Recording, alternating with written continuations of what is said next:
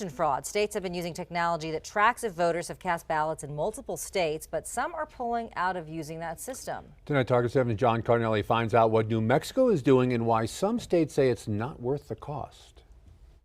The system is called the Electronic Registration Information Center, known as ERIC for short, and these red states have pulled out from using it. New Mexico, however, has no plans to drop out, even though some states say it's creating problems. Top election leaders from nearly every state gathered in Washington, D.C. to raise the alarm about new threats and how to keep our elections free and fair. I don't think any election administrator in this country is not worried about this issue. New Mexico's Secretary of State Maggie Toulouse-Oliver was one of them, and our National Investigative Unit caught up with her. So we're spending this time in the lead up to 2024 getting as educated as we possibly can about the potential implications of AI and building plans to be able to fight back against the mis and disinfo that we anticipate will come. Using artificial intelligence to help track whether people are double voting in multiple states was the big topic. Toulouse-Oliver is one of the secretaries of state who has been behind the Electronic Registration Information Center, known as ERIC for short. States participating in the system send voter registration data to it.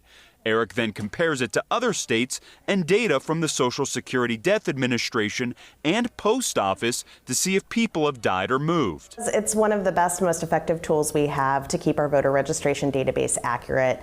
Not only are we able to figure out when folks have moved into our state or out of our state, we're also able to figure out whether folks have tried to vote in more than one state. But these states are pulling out. Many of them with GOP secretaries of state who say the system is a liberal plot to control voter rolls.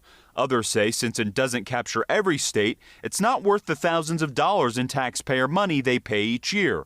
According to ERIC's website, there are 26 states participating. But, really this has come down to be a political proxy fight over the 2020 election, and folks who are in the election denier community are really pushing my Republican colleagues to, take these kinds of political stands for reasons I don't really understand. And frankly, it's undermined one of the last really important bipartisan, tools that we have as election administrators. There's much more that came out of that meeting with election leaders in D.C. Find out more tomorrow on Action 7 News, live at 4. For Target 7, I'm John Cardinelli. Our National Investigative Unit asked Republican secretaries of state about why they dropped the system and why some workers plan to quit before next year's